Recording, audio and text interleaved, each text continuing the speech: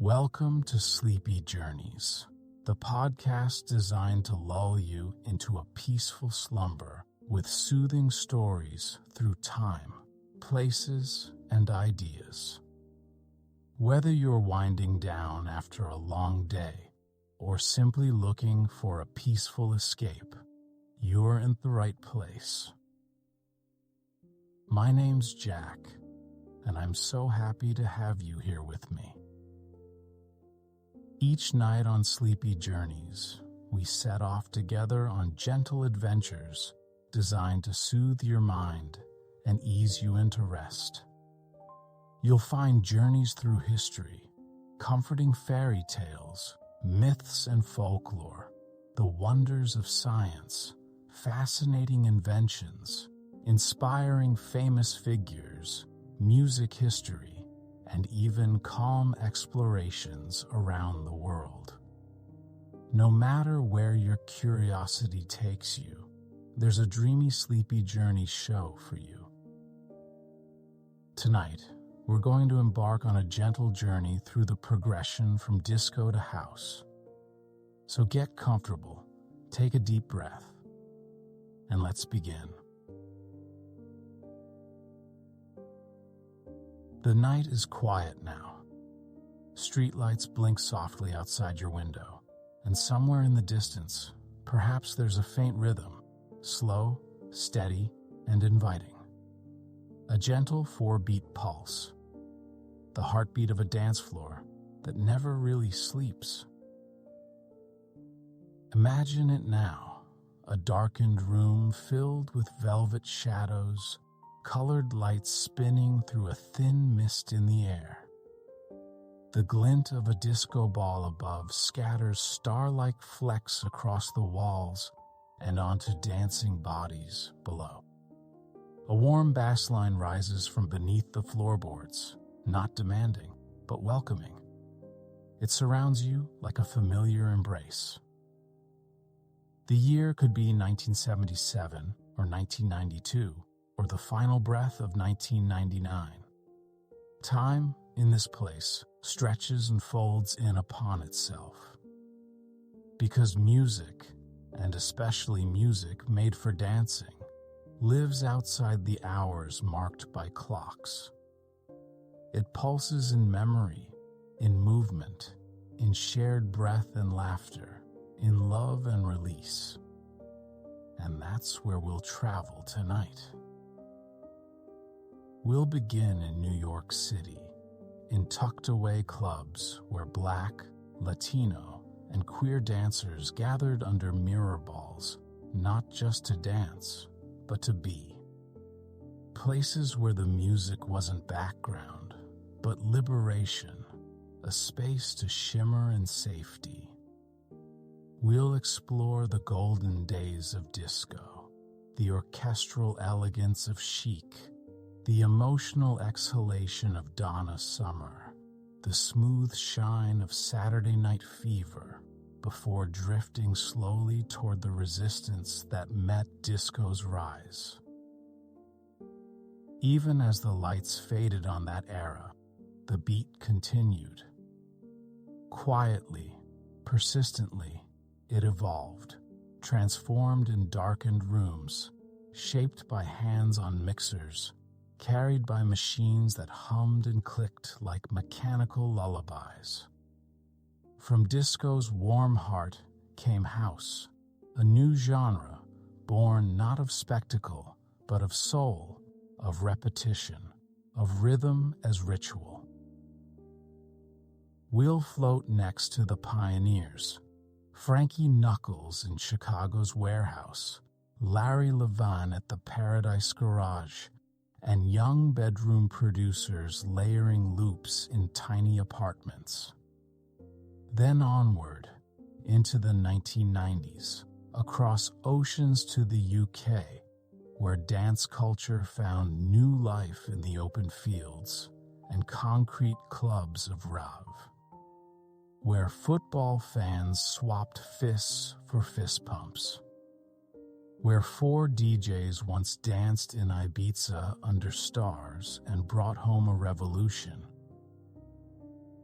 Finally, we'll welcome the dawn of the new millennium, as fireworks and synthesizers sent us into the 21st century still dancing. And all along the way, we'll trace a single, steady pulse, the groove that carried us through joy, resistance, connection, and transformation. There is no need to follow the rhythm too closely. Let it wash over you. Let the soft history unfold like music through half-closed eyes, becoming a dream before you even realize sleep is near. Close your eyes and imagine a city pulsing softly beneath twilight, not just any city, but New York, around the early 1970s. The streets hum with distant horns and the buzz of nightlife, but tucked away inside certain buildings, often unmarked, often only whispered about. Something else is happening. Behind velvet curtains or down long staircases, behind doors without signs, the music is beginning. These were spaces of refuge. Rooms made luminous, not by chandeliers, but by togetherness. Here, black and brown bodies swayed to rhythm, queer souls laughed and exhaled in safety, and community rose up like steam from a room filled with movement and sound. These places were more than clubs. They were sanctuaries, places to be fully seen, if only for a night. Disco's origins weren't about fame or fashion, not at first. They were about healing. The Loft, started by David Mancuso in his own home, was one such space. It wasn't a club in the traditional sense. It was more like a soft, endless hug. Mancuso didn't even mix tracks.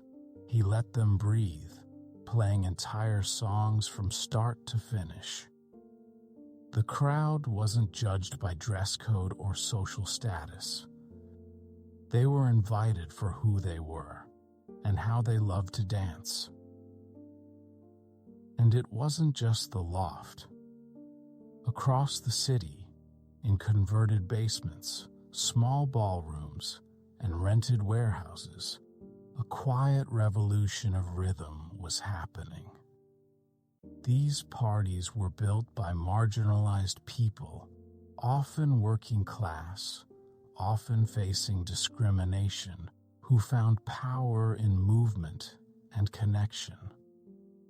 For many, dancing wasn't just an escape from the pressures of daily life, but an act of affirmation, a place to exist loudly, even in the dark.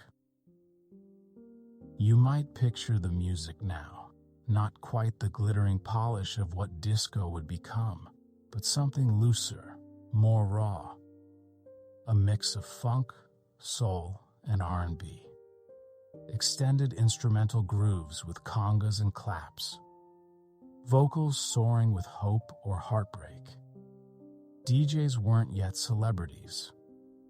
They were caretakers of the night, sculpting mood with records and intuition. The fashion was expressive, fluid, and free. Sequins danced beside denim.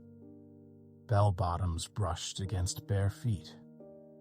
There were no velvet ropes or exclusive tables. There was sweat and joy and something tender, a feeling that for just a few hours, in this corner of a loud city, everything was okay. And then there was the light. The famous mirror ball, quietly spinning overhead, catching the DJ's focused face in one moment, the curve of a couple swaying in another. A symbol of reflection in every sense of the word. Disco was never just about sound. It was space. It was intention. It was created by those who needed it most, who made beauty from pain and sanctuary from noise.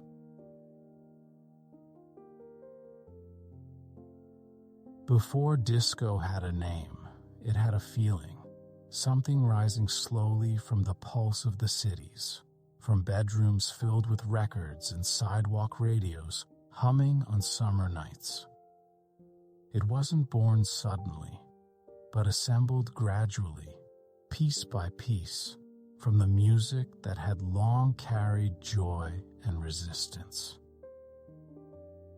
It began perhaps with soul, the deep emotional resonance of artists like Marvin Gaye, Aretha Franklin, and Curtis Mayfield. Their songs spoke not only of love, but of struggle, of pride, of spirit. Soul music brought the sacred into the secular, with gospel-rooted vocals floating above drums and horns. Each track carried weight, warmth, and the kind of intimacy that turned listeners inward or brought them closer together on the floor. Then came funk, the rhythmic skeleton that would shape the body of disco. With its syncopated bass lines, sharp snares, and undeniable groove, funk was movement itself. James Brown's declarations, Sly Stone's eclectic energy, and George Clinton's interstellar imagination turned rhythm into revolution.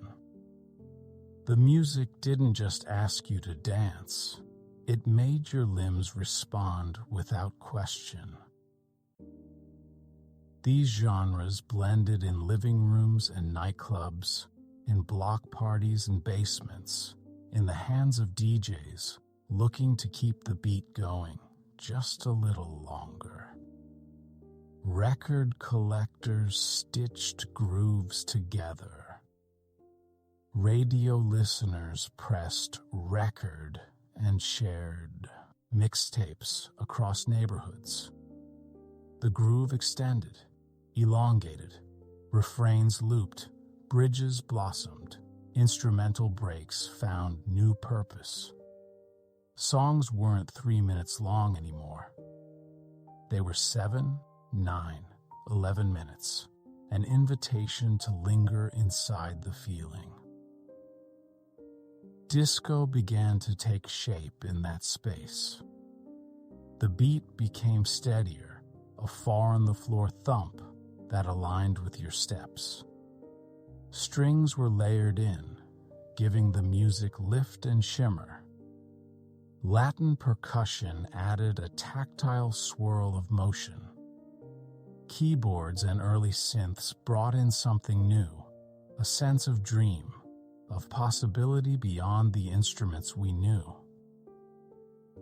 It wasn't a revolution with banners. It was a quiet transformation, driven not by a desire for fame, but by the desire to feel beautiful, free, and in motion. The music was built to sustain people. It was designed to give dancers time to lose themselves and time to find themselves again. And slowly, it gained a name, disco, short for discothèque, the French word for a dance club. A simple term, but one that would soon be charged with style, spirit, and, eventually, controversy. But in these early moments, it was still forming, a blend of everything that came before, repurposed with love. If you listen closely, you can still hear that early groove, the richness of soul, the edge of funk, the pulse that promised something bigger was coming, something luminous. By the late 1970s, disco was no longer just something you discovered underground. It was everywhere, on radio stations, television screens, and magazine covers. It had moved from basement sanctuaries to the bright center of the cultural stage. The beat that once echoed in secret clubs was now pulsing in supermarkets and suburban living rooms. And at the shimmering heart of it all stood the glowing legend of Studio 54. Imagine walking into Studio 54 for the first time. The outside world, with all its noise, pressure, and pretense, is left behind the moment the heavy door swings closed behind you. Inside, you're met by a rush of warm, perfumed air, lights playing across bodies and velvet curtains. Everything glimmers, sequins on dresses, silver confetti drifting from the ceiling, champagne flutes catching soft light. It wasn't just a nightclub. It was theater. It was myth. Celebrities and unknowns danced shoulder to shoulder, models spun in cages, and bartenders in short shorts poured drinks like nectar. Andy Warhol, Grace Jones, Bianca Jagger riding a white horse through the crowd. These images became legends, looping endlessly in pop culture's memory. But for many, the true magic of Studio 54 was not in who you saw, but in what you felt. A temporary world where anything seemed possible, and the beat carried you through it like a breeze. The music reflected the mood, joyful, rich, full of sparkle and stretch. Songs weren't just played. They were curated to build energy, to tell a story, to keep people dancing as if in a shared dream. The DJs knew just when to lift the room with strings or settle it into a hypnotic groove. The dance floor became a living thing, breathing, swaying, shimmering. And then there was Saturday Night Fever, the film that took disco global. Released in 1977, it painted a stylized portrait of dance floor life, wrapped in family tension and longing, all pulsing beneath the glitter of colored lights. John Travolta's strut, the Bee Gees' falsetto harmonies, the white suit and the finger point, these became cultural icons overnight. For many, Saturday Night Fever was a revelation. It took the sound of the city and exported it across continents, turning disco from subculture into mainstream sensation. Soundtracks flew off shelves. Nightclubs popped up in every town. Suddenly, everyone wanted to dance, or at least look like they did. And yet, even as the music rose to fame, something was lost in the translation. The roots of disco, its deep ties to marginalized communities, its emotional complexity, its defiance, were often overshadowed by sequins and stereotypes. Still, the core remained. That steady, inviting beat. The reminder that dancing could be joy, escape, and belonging, all at once. Disco had entered the spotlight, but in doing so, it carried with it a heartbeat that had started long before the cameras ever arrived. If you were to close your eyes and imagine the sound of disco, it would likely begin with a beat, steady, warm, and reassuring. A soft thump, thump, thump, thump, like footsteps in sand or a heart at rest. This is the far-on-the-floor rhythm, the backbone of disco, and the pulse that gently carries you through the night. But disco was never just about rhythm. It was about texture, about layering sounds so lush and luxurious that they seemed to wrap around you. At its peak, disco became almost orchestral in its complexity, a genre as comfortable with violins as with bass lines, as much about emotional lift as physical movement. You might first hear strings, sweeping and soaring like a sunrise over the dance floor. Arranged in layers, they shimmered through the air, giving disco a sense of romance and cinematic elegance. In tracks like Barry White's Love's Theme or Chic's I Want Your Love, the string arrangements were more than embellishments. They were emotional guides, rising with the joy of a chorus or dipping gently into introspection. Then there were the bass lines, thick, melodic, and irresistible. They didn't just sit beneath the music, they danced within it. Bernard Edwards of Chic, for instance, crafted bass lines that glided like silk while still anchoring the rhythm with confident grace. Each note had both groove and personality, drawing dancers deeper into motion with every slide and pluck. And the vocals, oh, the vocals. Disco was never shy about feeling. Voices soared high in falsetto or trembled with longing. Singers like Donna Summer didn't just perform, they released emotion, turning longing, ecstasy, and even heartbreak into something you could move through. In I Feel Love, Summer's voice drifted over an electronic pulse, creating a hypnotic blend of human feeling and mechanical precision that pointed toward the future. Percussion added sparkle, hi-hats chattering, congas rumbling, claps accenting the beat like applause from the rhythm itself. These elements created a kinetic sense of celebration, a musical invitation to lift your arms, close your eyes, and lose yourself.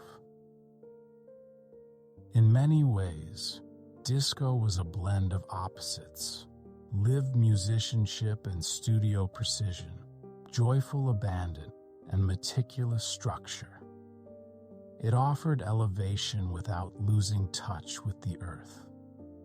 Even its most opulent tracks felt grounded in the physical act of dancing, a shared, tangible experience between people and sound. The production mattered too. Disco embraced the studio as an instrument. Tracks were extended, remixed, polished.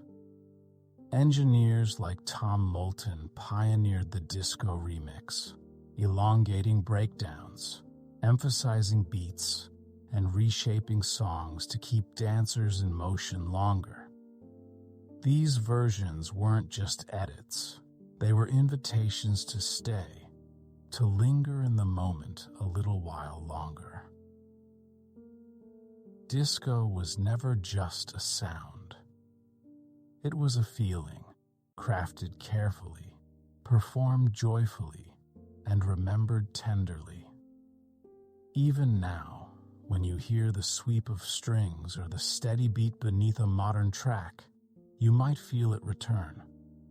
That slow, soft sense of lift. The sound of a mirrored world spinning just for you. The summer of 1979 was warm and in some places tense. Disco had soared so high in just a few years, from underground sanctuaries to global obsession, and for some, it felt like too much, too fast. Beneath the surface of its popularity, a backlash had begun to stir. Quiet at first, then louder, then violent. We arrived gently at Comiskey Park in Chicago. It's July 12th, a disco demolition night, promoted between games of a baseball doubleheader. The idea, on paper, was simple. Bring a disco record, get in for cheap, and watch the records be destroyed between innings. But what unfolded was something else, something that echoed beyond the stadium. Tens of thousands of people flooded in. The energy became chaotic, aggressive. When the pile of records was finally blown up at center field, the field was stormed. Fires were lit. The game was forfeited. The smoke that rose wasn't just vinyl burning. It was something deeper, something older, something more uncomfortable. Because for many, disco had come to symbolize more than music.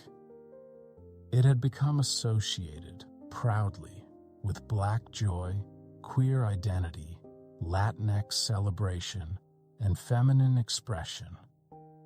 And for those who didn't understand it, or refused to, that made it a target.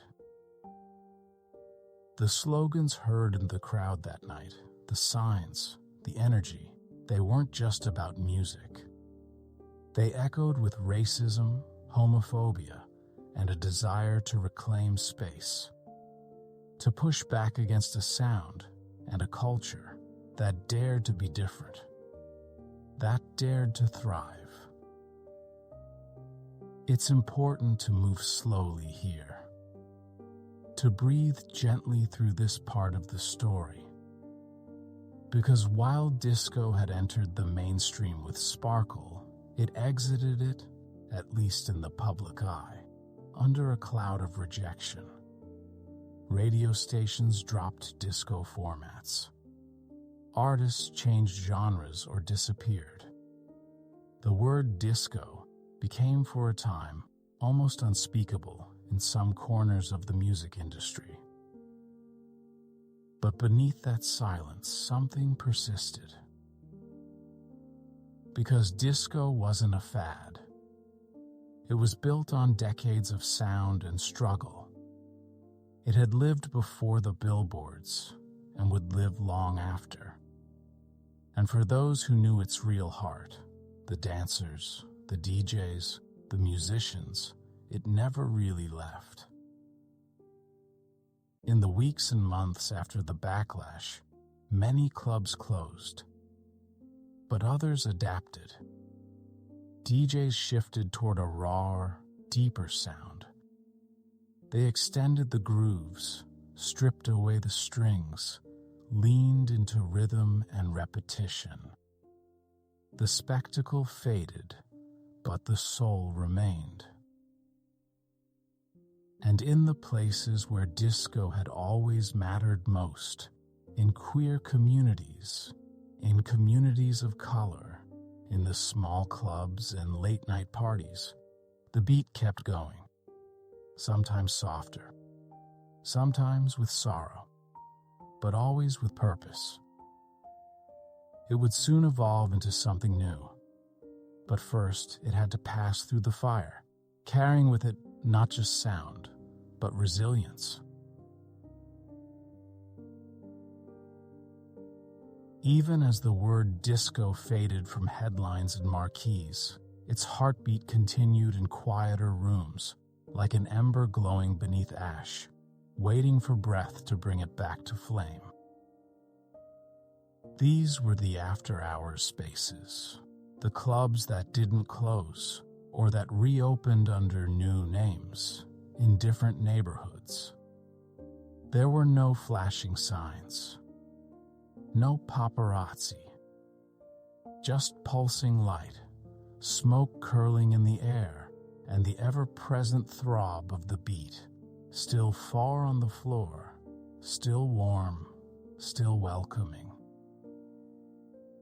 In cities like New York, Chicago, Detroit, and Philadelphia, dancers returned to their sanctuaries. The crowds were smaller, the music rawer, and the energy more intimate, but the soul of disco was alive. It had simply slipped back into the shadows where it had started. Here, the DJs were evolving. No longer curating glossy orchestrations, they now worked with stripped-down grooves, looping percussion, deeper bass, more space between the notes.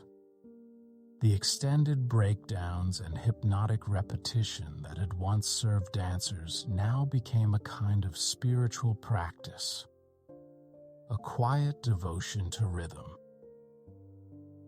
In clubs like the Paradise Garage, Better Days, and the Music Box, DJs like Larry Levan and Ron Hardy were crafting long, immersive sets that took dancers on emotional journeys. Songs would build gradually, dissolve, and rise again, with each layer of sound massaging the body into deeper motion. This was no longer about spectacle or trend. It was about communion, about the shared moment between body, beat, and space. And beyond the dance floor, disco's legacy lived in the studio. Remixers, producers, and engineers continued experimenting with how to stretch time inside a track. The studio became a playground of delay effects, echo chambers, and reel-to-reel splicing.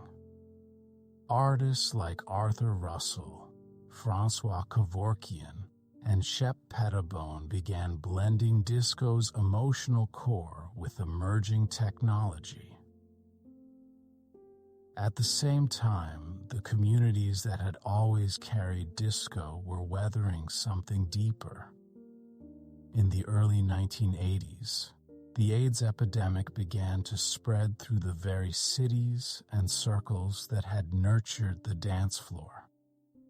Friends and lovers vanished. Entire chapters of nightlife history were lost. But in the midst of grief, the music remained, a thread of memory and a form of care. Dancing became a kind of vigil. The beat was both remembrance and resistance. Under the mirror ball, people kept moving for themselves and for those no longer there to move beside them.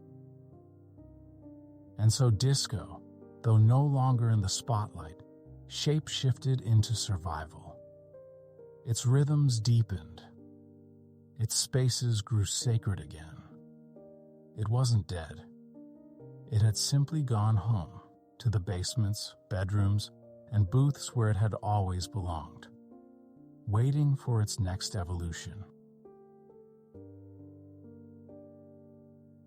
In the fading glow of disco's spotlight, something subtle yet powerful began to shift. It started not on stages, but behind the turntables, where DJs, once overlooked, were becoming architects of feeling. Theirs was not a performance for applause, but a slow-building conversation with the crowd, told entirely through sound. Picture it now, a dim room, a low ceiling, sweat on the walls. A single figure stands behind a table of equipment, records stacked, needles steady, eyes scanning the crowd.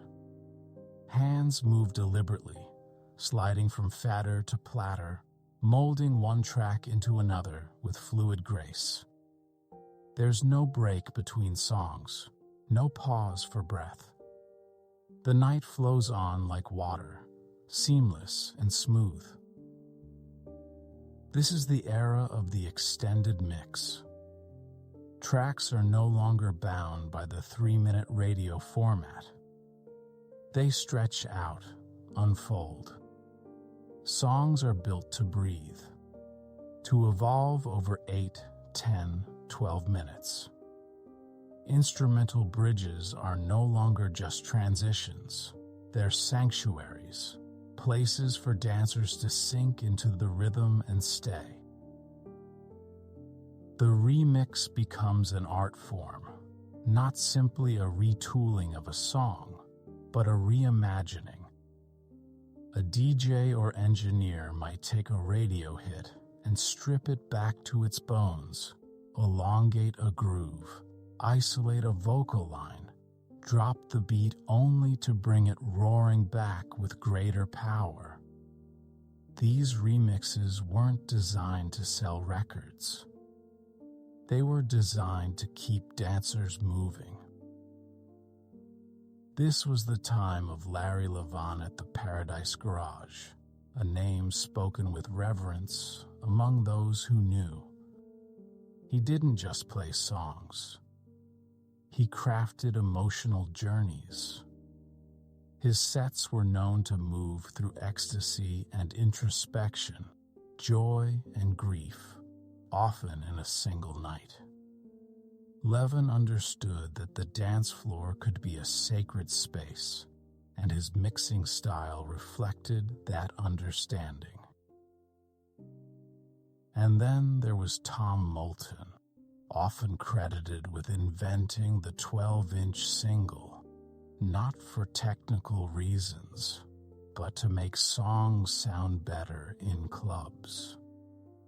His mixes stretched disco tracks into extended, luxurious rides.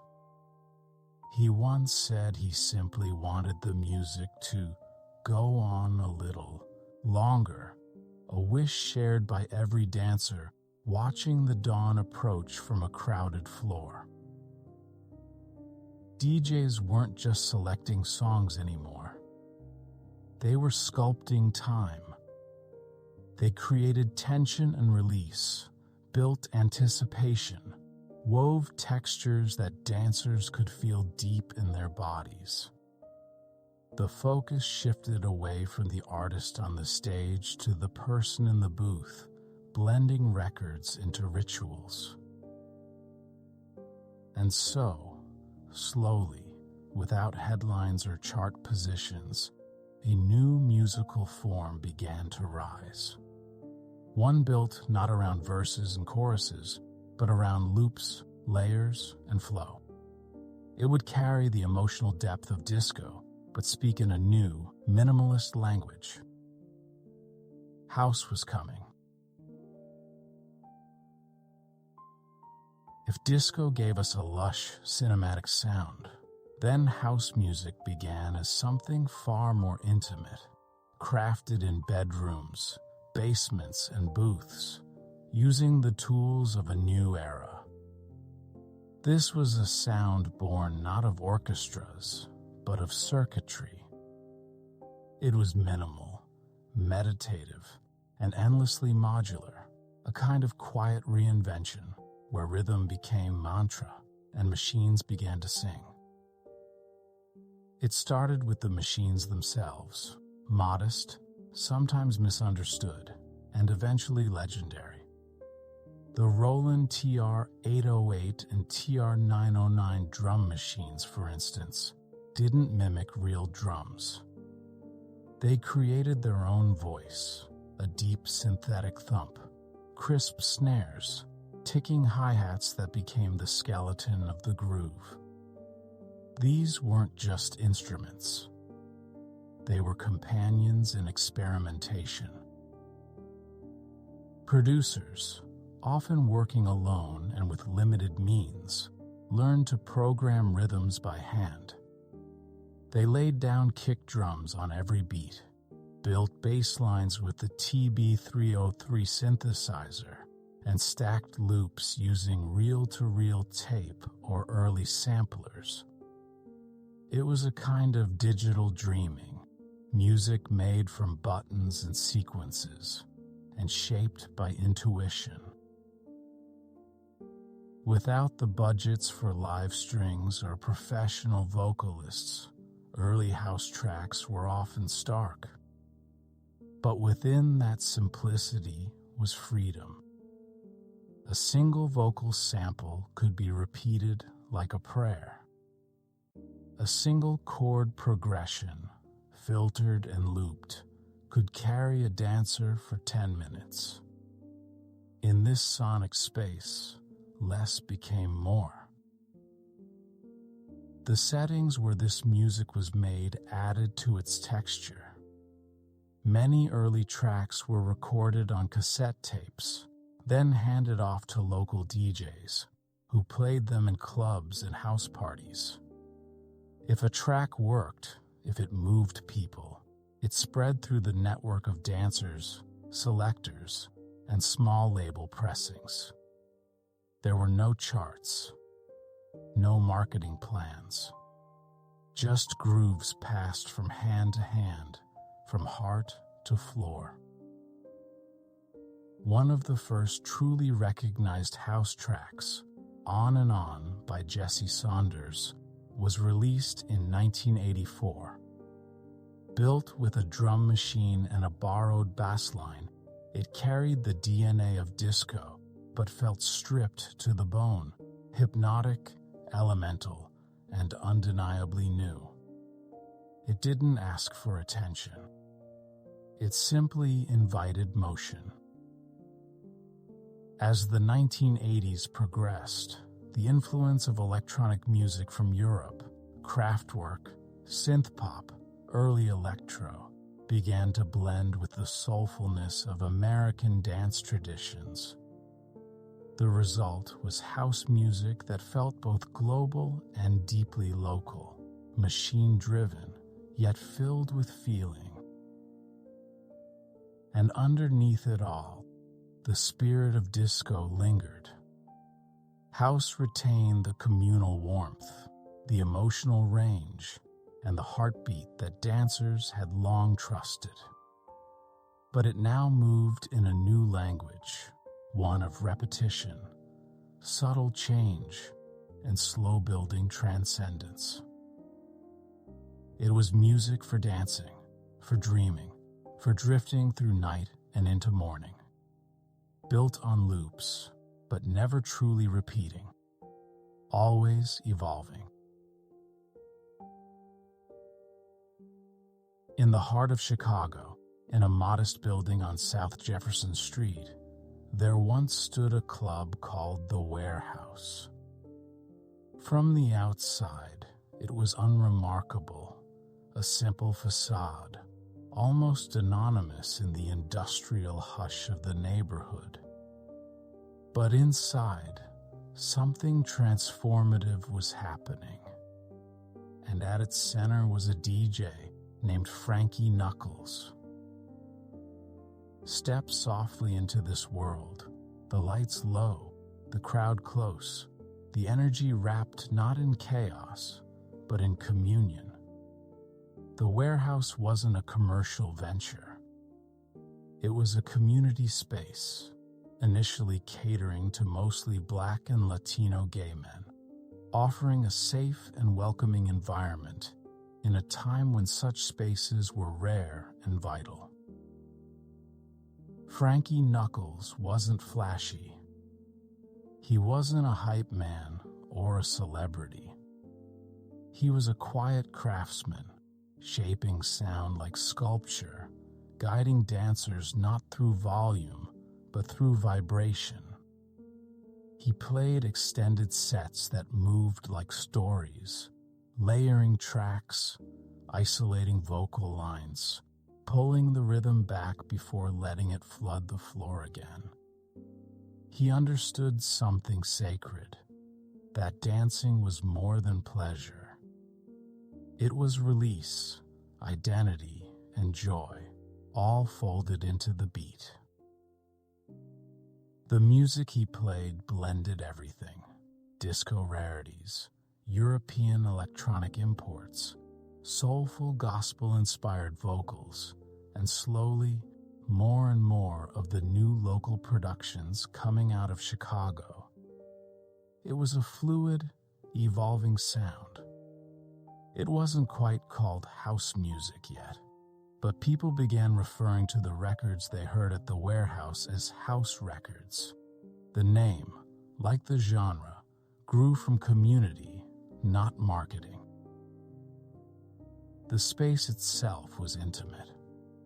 No strobe lights, no lasers, just warmth, physical and emotional, as bodies swayed and eyes closed and hearts aligned with the music. The dance floor became a sanctuary where gender, sexuality, class, and status dissolved. What mattered was connection between person and beat, person and person, person and self. Knuckles' early edits were primitive by modern standards. Cut and paste reel-to-reel experiments, extended drum breaks made by taping together two copies of the same record. But these rudimentary techniques birthed something profound, a new way of building music from the inside out. Over time, Frankie began collaborating with local producers, including Jamie Principle, whose moody vocals and lyrics brought an emotional depth to the emerging genre. Tracks like Your Love and Baby Wants to Ride blended sensuality, social commentary, and hypnotic rhythm, a clear signal that house music had grown its own identity. And though it was born in a single club, house wasn't destined to stay contained. Like all music rooted in truth, it began to travel. Cassette tapes, white label vinyl, whispered recommendations. But before that journey fully began, there was this moment. A dimly lit room in Chicago, and a DJ known lovingly as the Godfather of House, playing music that felt like prayer. This was the beginning.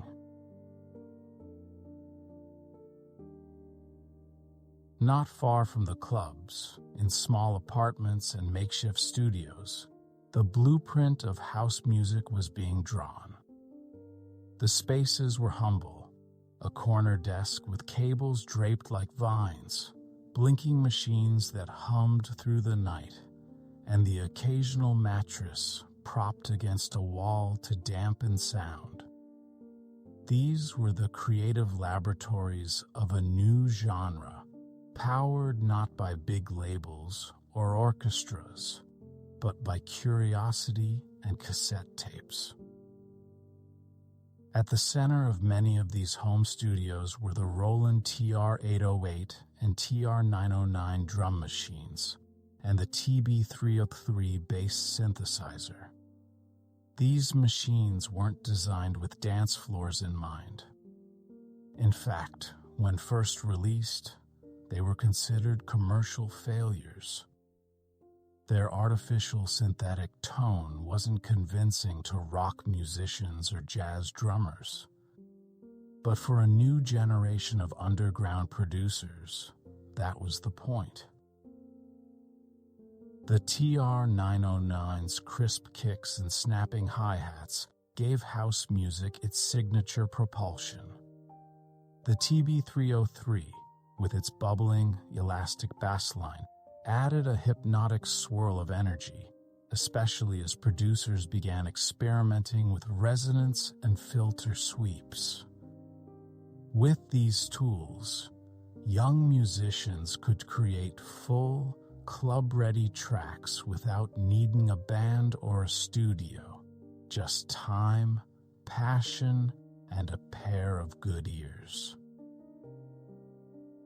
This do-it-yourself ethos democratized music production. It was no longer about access to expensive studios or major contracts.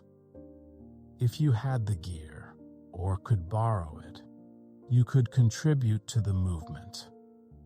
Tracks were often recorded live, in single takes, with knobs turned in real time, mistakes and all. But that rawness added to the charm.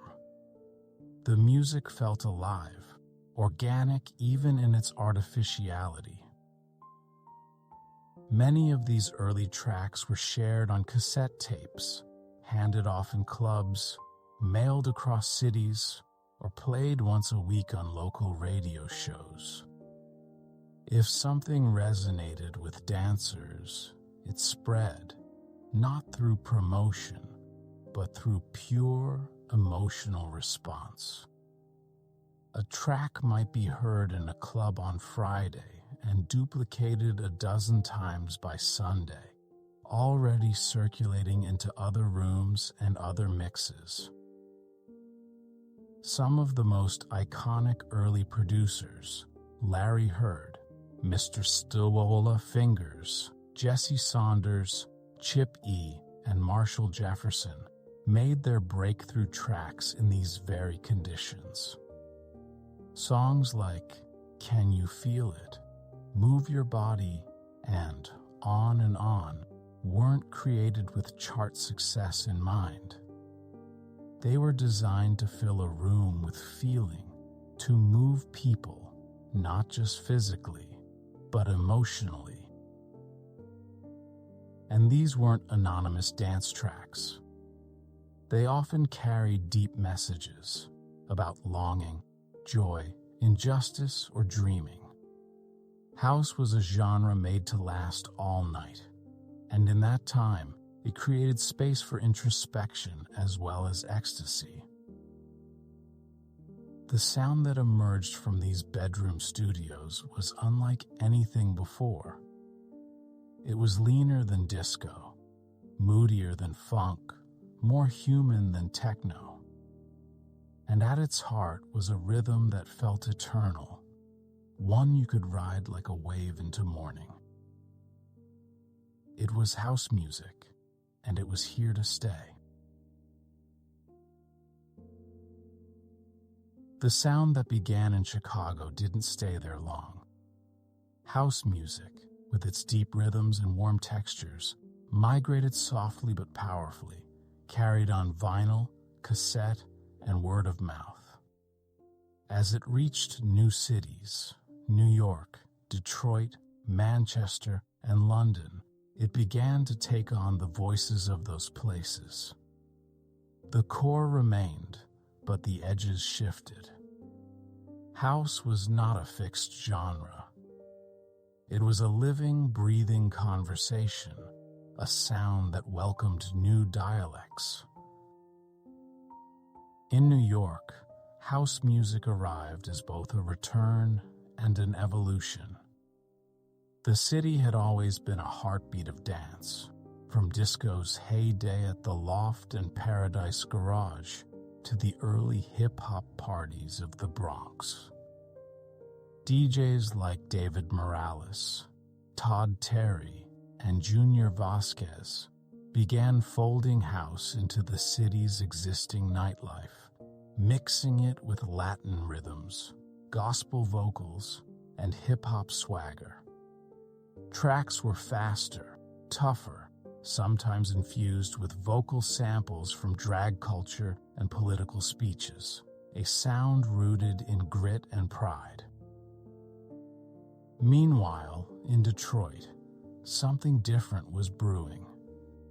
If Chicago house was warm and soulful, Detroit's response was cooler, more minimal, more futuristic. Influenced by Motown's legacy and the industrial skyline, producers like Juan Atkins, Derek May, and Kevin Saunderson began creating what would later be called techno. But early Detroit techno was closely tied to house, both in rhythm and in community.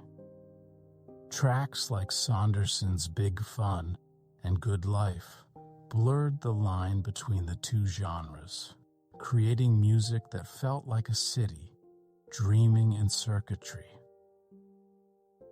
And then, across the Atlantic, in the United Kingdom, house music found a new kind of echo. In the early 1980s, imported Chicago records began making their way into British record shops. At first, they were curiosities, unfamiliar grooves with unfamiliar names. But a small group of DJs and dancers embraced them fully. Manchester's Hacienda Club became one of the first places where house music took hold, its cavernous dance floor pulsing with tracks that spoke to a generation seeking freedom from austerity, from structure, from gray skies and gray walls.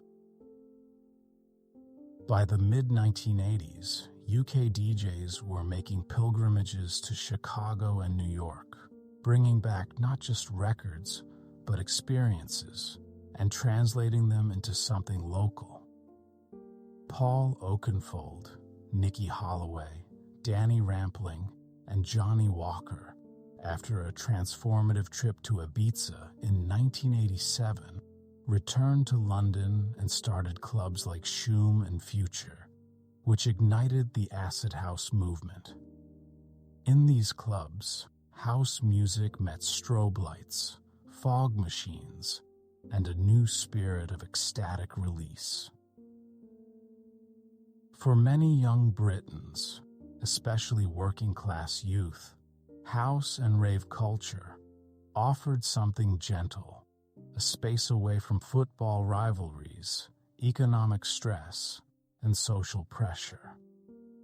The dance floor became a place of unity, where barriers fell away and joy took precedence.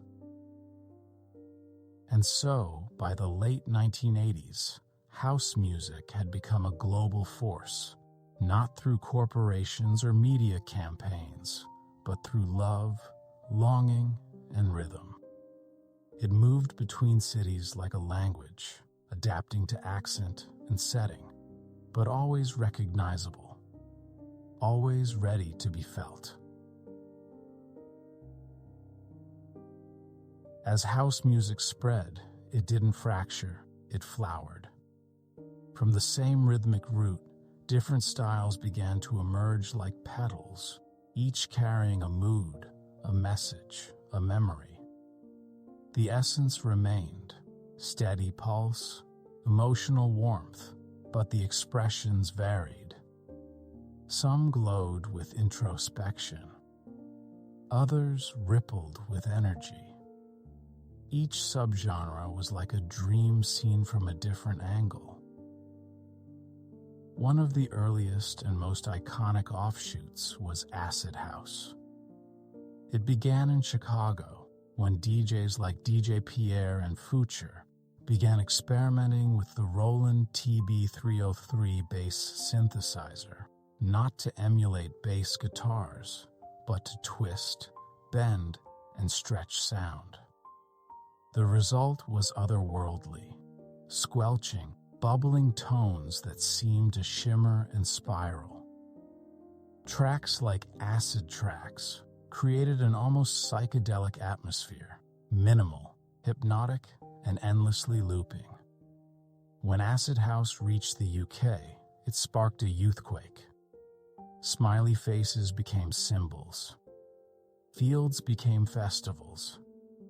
The beat continued, but the mood shifted to euphoria. Then there was garage house, often simply called garage, a style that retained the lushness of disco and soul. Named after New York's Paradise Garage, where Larry Levan ruled the decks, garage house was rich with vocals, piano riffs, and gospel-inspired breakdowns.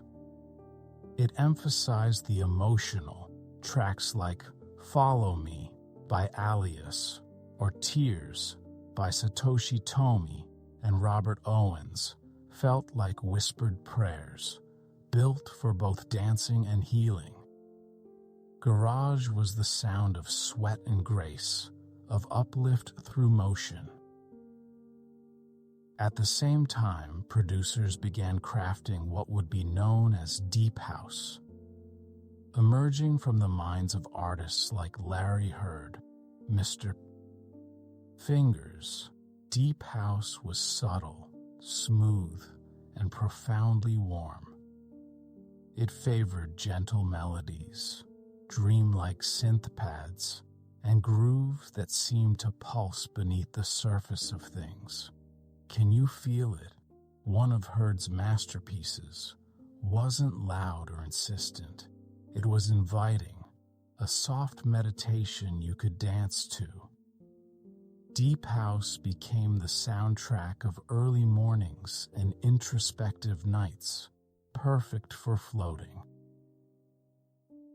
Then there was soulful house, a direct descendant of disco's emotional core.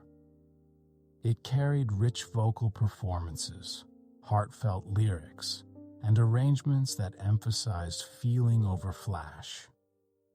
Artists like Barbara Tucker, Masters at Work, and Blaze carried the torch, creating tracks that felt both timeless and tender. Soulful house didn't try to dominate a dance floor. It tried to hold it, soothe it, lift it gently. Each of these subgenres emerged not as competition, but as conversation. They filled in the emotional spectrum of house, from ecstatic to contemplative, from communal to deeply personal. Whether in a packed club or through a pair of headphones on a midnight walk, these sounds created space to move, to breathe, to dream. And through it all, the core remained the same, a steady beat, soft yet powerful. A promise that the music would always be there, waiting to carry you through.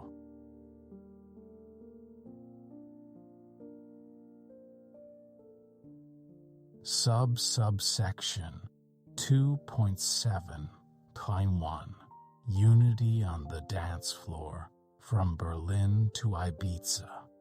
As the 1990s dawned, house music slipped further from the shadows and began to swell across the globe.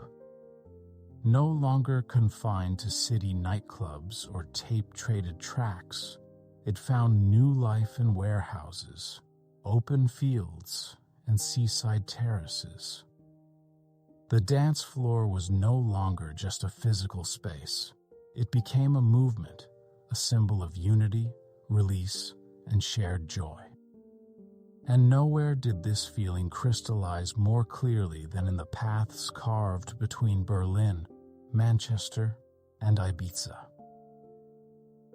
Let's begin in Ibiza, 1987, a softly mythic night on the Balearic coast.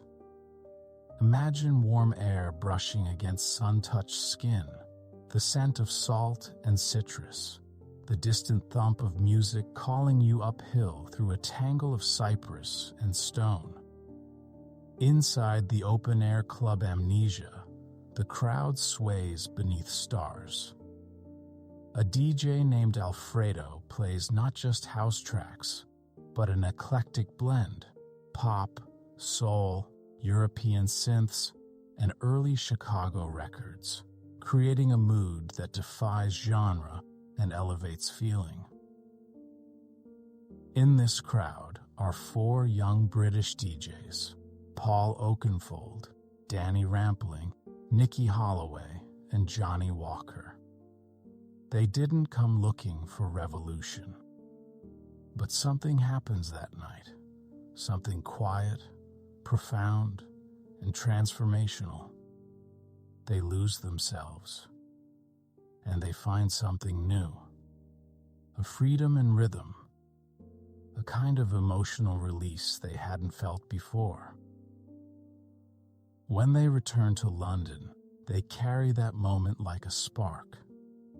They open clubs like Shoom, Future, and Spectrum, not replicas of Amnesia, but echoes of its spirit. Fog-filled rooms pulsing with acid house, dancers dressed in color and sweat, a new sense of togetherness. This was the second summer of love, and it swept across the UK like a slow-burning sunrise. Meanwhile, in Berlin, a city newly reunited after the fall of the wall, house and techno filled the empty industrial spaces left behind by division. Abandoned factories and bunkers were reborn as clubs, most famously Treasure, where deep rhythms and minimal beats echoed through concrete tunnels. Here, the music became a language beyond borders, a way for East and West to commune without words. These new dance cultures offered a gentle rebellion, not in anger, but in inclusion. Ravers came from every background: former football hooligans, artists, office workers, students. They gathered in fields for outdoor parties, traveled for hours to reach secret locations, and lost themselves together in rhythm and strobe. The line between DJ and dancer blurred. The focus wasn't on the performer, but on the shared moment. It wasn't about being seen. It was about feeling something real. And when the sun began to rise, over Manchester rooftops, across Berlin's skyline, or behind the cliffs of San Antonio Bay, the music played on, soft and glowing, like an embrace. In these moments, the dance floor became something sacred, a place to come as you were and leave somehow lighter. Beyond the lights, beyond the bass and the blur of bodies, there was something deeper pulsing beneath house music's global rise in the 1990s. It wasn't just about sound anymore. It was about being seen, being safe, and being whole, together. Dance became expression, and in many ways, it became healing. In the UK, the rise of house and rave culture came at a time of political and social tension, economic hardship, class division, and residual violence from the era of football hooliganism. Young people who had once faced off on terraces, clad in rival colors, found themselves side by side on the same dance floor, arms raised not in conflict, but in communion. Suddenly, identity was no longer about opposition. It was about inclusion. The clubs, the raves, the fields and warehouses offered something many didn't even realize they were missing: belonging.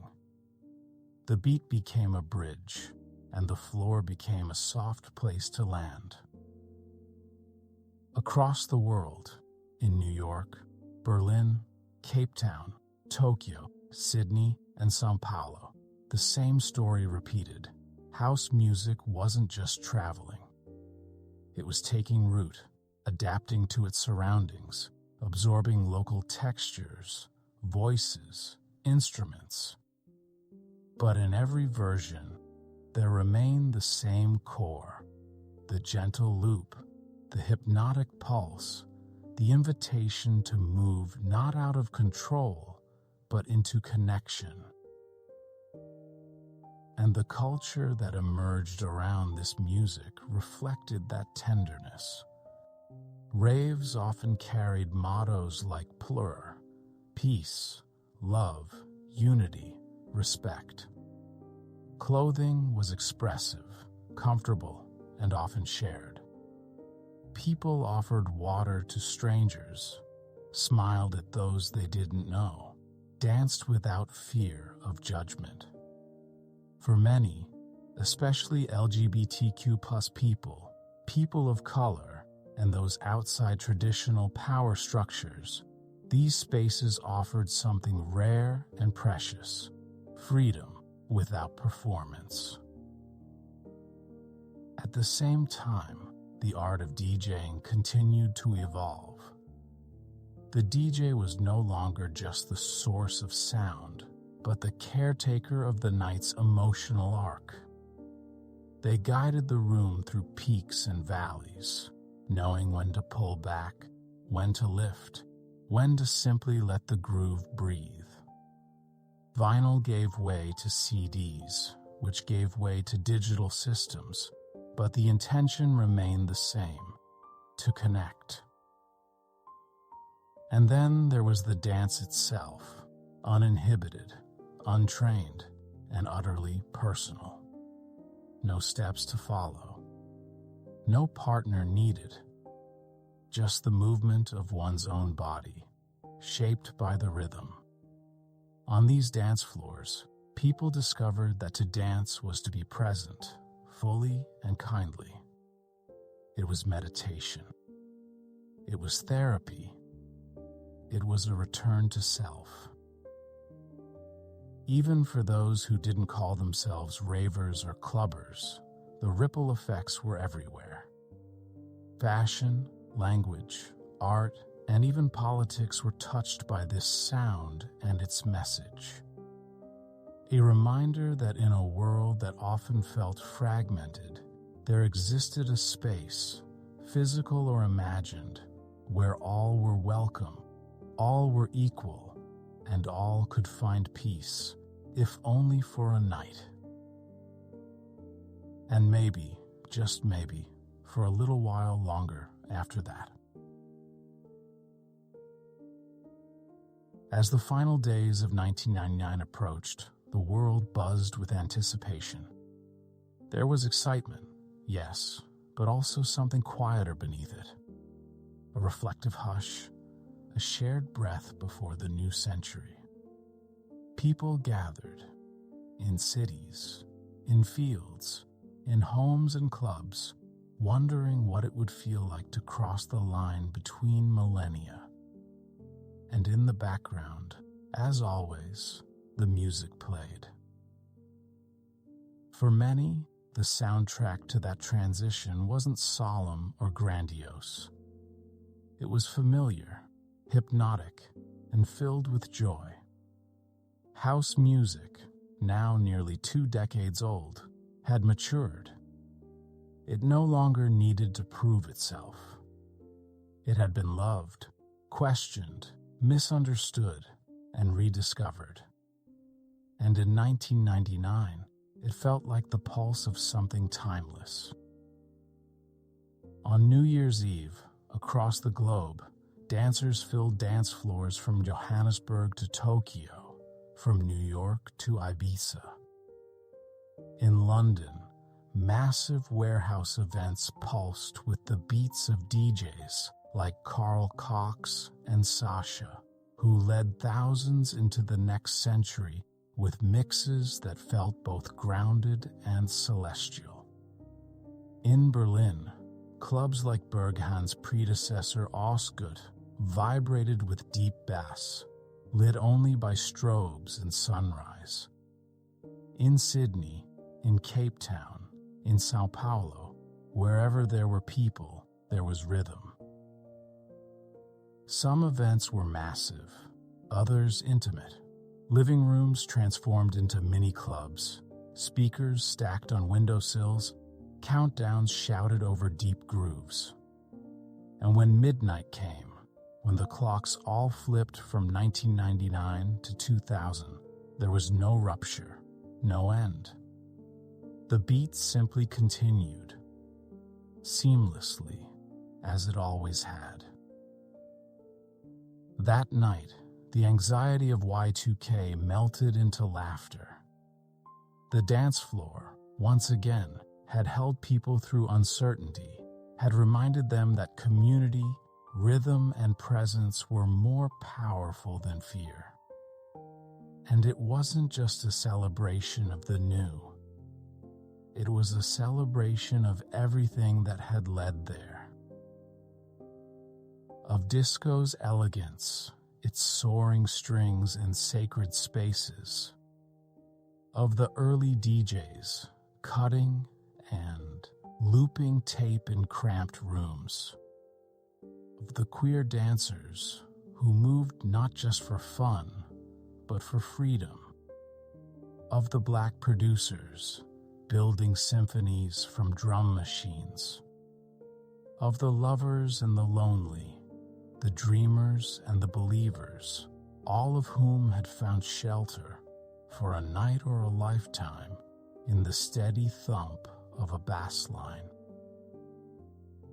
There was no single anthem that defined that turning of the century, but there was a feeling, a low, glowing current of sound and spirit that held the moment together like thread. It was built on decades of memory. It was stitched with emotion. It was and remains a sound made for both now and forever. And in that moment, arms lifted, eyes closed, feet still moving, house music didn't just usher in a new millennium. It reminded us we'd already been home. Even as the calendar turned and the world stepped into a new century, the sound of house music and its shimmering ancestor, disco, continued to echo in quiet, powerful ways. It no longer needed to dominate the charts or command headlines. Instead, it became something more enduring, a foundation, a language, a heartbeat woven into everything that came after. Listen closely to almost any dance track today, and you'll hear it. The four-on-the-floor beat, the uplifting chord progressions, the soulful vocal phrases floating like memories through the mix. These aren't just stylistic choices. They're living traces of disco, still pulsing within house and its many descendants. In fact, modern producers often sample directly from the past, lifting string arrangements from vintage disco records, reworking classic vocal lines, repurposing the bass lines that once fueled basement dance floors.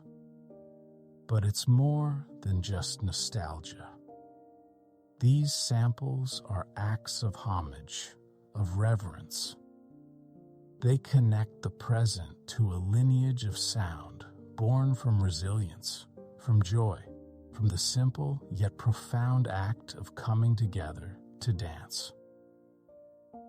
Artists like Daft Punk, Honey Dijon, Peggy Gou, and Fred Again have all, in their own way, carried the spirit of disco and house forward. Whether through lush instrumentation, warm analog textures, or unfiltered emotional openness, their music continues the tradition of movement as meaning. And beyond the music, the values of the dance floor, inclusion, self-expression, community, live on. In festivals and tiny clubs, in queer spaces and open-air raves, dancers still gather under dim lights and moving colors, carried not just by sound, but by a shared spirit. Disco taught us how to build refuge through rhythm. House taught us how to live in that rhythm, endlessly and gently. Some things have changed, of course. Technology has evolved. Platforms have shifted.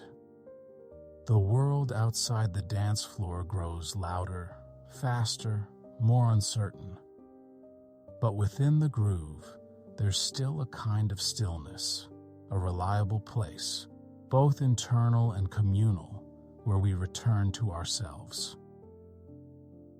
Disco and house were never just genres. They were, and are, emotional technologies, tools for dreaming, for surviving, for finding each other in the dark. And as long as there is longing and celebration and breath, the music will continue. A loop that doesn't close.